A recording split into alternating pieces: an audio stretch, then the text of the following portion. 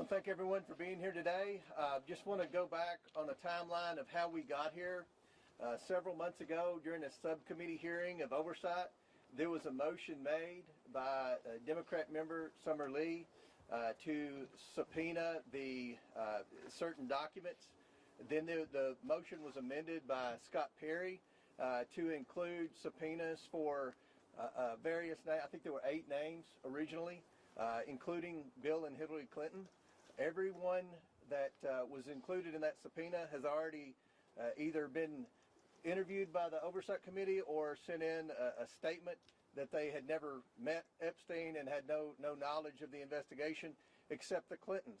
We worked for 6 months to get the Clintons to come in, and then they acted like they were going to come in, and then they didn't show up.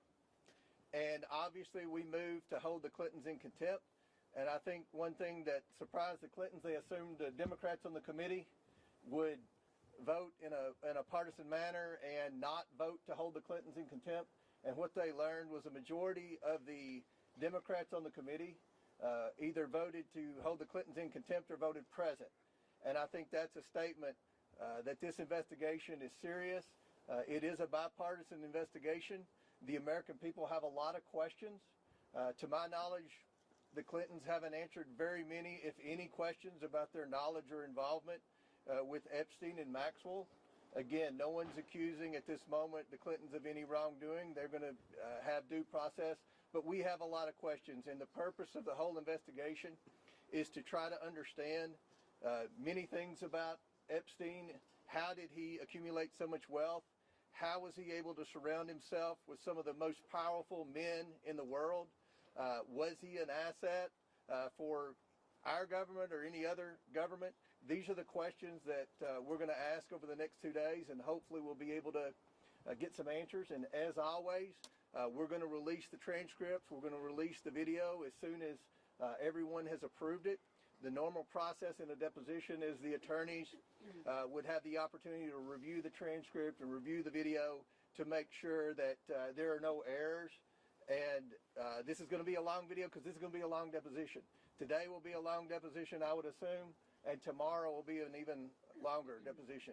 Every member of the Oversight Committee is going to have questions for the Clintons, as well as our trained staff that do nothing but depositions. So after our hour of questioning, we're going to send a couple of members of the Oversight Committee out to be able to give you an update of what's going on and answer some questions. So with that, we'll answer a question or two, and then we'll go back to the Can I ask, Mr. Kohler, are you concerned that there has been a cover-up of sexual abuse of a minor by President Trump? There are missing FBI records that appear to be. No, we're looking into the accusation by the NPR. We don't know the answer to that. We know what the administration says. We're still looking to get a definitive answer on that. But look, let's just be realistic here. If you go by a lot of what the Democrats have said, you had Jasmine Crockett accused Lee Zeldin of taking donations from Jeffrey Epstein. It was the wrong Jeffrey Epstein. We've had Ro Khanna sit on the floor and name names of people that he thought were involved in Epstein that weren't even involved. So, sometimes the Democrats on the committee aren't the best. Go ahead, Chad. Yeah. Good morning. What about the idea, though, that I understand you say that this is different with some of the members or some of the people who were subpoenaed who didn't have as direct contact. But some folks have said it seems like the Clintons are basically on trial here versus people who know more about the what was going on with Maxwell, what was going on with Epstein, and that this is really kind of dragging them through the mud when there are other witnesses. Well, let's address that, Chad. The Democrats voted to subpoena the Clintons. The Democrats voted with the Republicans to hold the Clintons in contempt. So the Democrats have just as many questions for the Clintons as the Republicans. So this isn't a partisan witch hunt. This was a motion, a bipartisan motion supported by the Democrats to bring the Clintons in. So I don't think it's any type of being unfair in any way to the Clintons. They've never answered questions, unlike President Trump, who gets questioned every day by just about every one of you about his knowledge or involvement with Epstein. To my knowledge, the Clintons haven't answered very many questions about it. We'll do one more question. Go ahead. With the spirit of bipartisanship, would you then ask the Commerce Secretary Howard Lutnick to come testify? It seems like he has some information. that's very possible, and I think I think it's a good possibility that his name will arise in some questioning today. It'll be on my list, and I have an email I printed off for Hillary to ask about Howard Lutnick today. Okay. So God's watches. We're asking again, and I want to remind everyone: we've already brought in Alex Acosta and Bill Barr for deposition. That's two Republicans in the Trump administration. So this isn't just about Democrats. This is about anyone that has any knowledge of Epstein, the investigation. I think we all agree the government failed. The government failed the victims. And what our role is, we can't prosecute anyone. But what we have been doing is getting transparency to the American people. We subpoenaed the estate. That had nothing to do with the discharge petition. We subpoenaed the documents for the estate. That's what the victims asked us to do. And what you're seeing is there is accountability finally happening. You've seen at least a dozen very powerful people, men and women, who have already resigned, many in disgrace from their board positions. So we're seeing accountability, but we have a desire to see a lot more accountability. We want to get the answers, and hopefully the next 2 days will be a step in the right direction on our investigation. One more, and then that's it. Well, that being said, I mean, Hillary Clinton has said she has no links to Jeffrey Epstein. She doesn't recall meeting him. So what specific information do you believe she has that warrants her testimony? Well, you'll see. I mean, we're going to ask a lot of questions, but with respect to when you look at all the co-conspirators, and we've all seen the unredacted documents, Maxwell is the main co-conspirator. No one brought more women in and lied to more women about what was going to happen with their involvement with Jeffrey Epstein than Ghislaine Maxwell. We know that obviously Maxwell was a guest at Chelsea Clinton's wedding. There weren't many people that went to that wedding, so again, we're not accusing Hillary Clinton of wrongdoing. We know that Jeffrey Epstein said many times in emails that he was the first person to raise money for the Clinton Initiative, the Clinton Foundation, that he solicited money at some of his properties for the Clinton Foundation. Again, that's not saying anything's illegal, but there are a lot of questions pertaining to Secretary Clinton with respect to Epstein and his involvement in the Clinton Initiative and her relationship with Ghislaine Maxwell. So we'll come out every hour when we get finished, and different members will update you and answer any questions. Thank you all.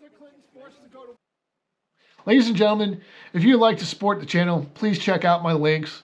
Noble Gold, save $100. Their food supply that lasts for 25 years could save your life. I mean, seriously, if the world falls apart and you can't get food or food spoils, My Patriot Supply is most certainly who you would want to have in your corner. I can tell you that. And if you really want a good night's sleep, check out My Pillow. Fantastic.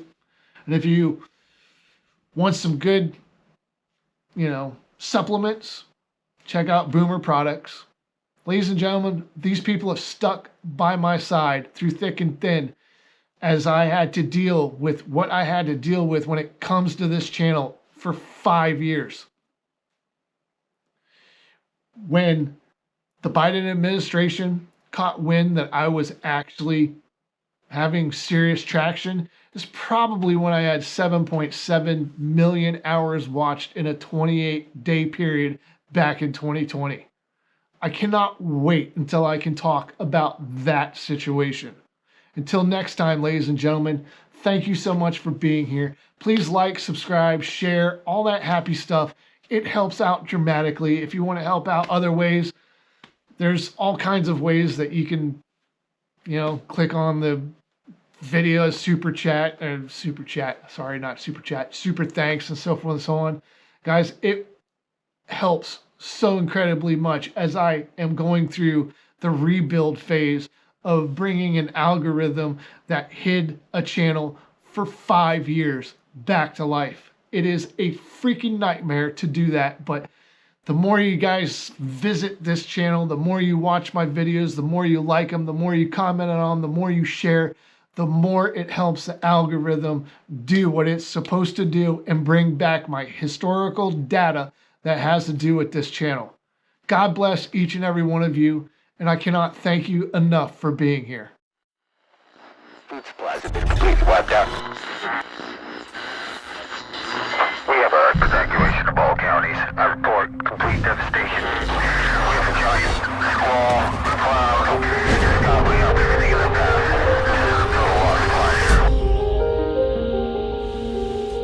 There are forces in this world that remind us of how fragile we are. We thought we were safe. We thought it could never happen to us. Then life like a fog descends upon us, blanketing our memories. Through the haze, we travel its hidden paths, lost in its secret places. And when the storm, turbulent and immovable, forces us to shelter, we remember. It calls to us, calls us back. Back to the ports and the harbors of our past. We fight the currents that pull and drag us off course, not a light or star to chart the way. And when we arrive, we don't always know it at first. The places we once loved, guised by time. Then we see it. The place we've been trying to get back to. Safe at last, we've found our way home.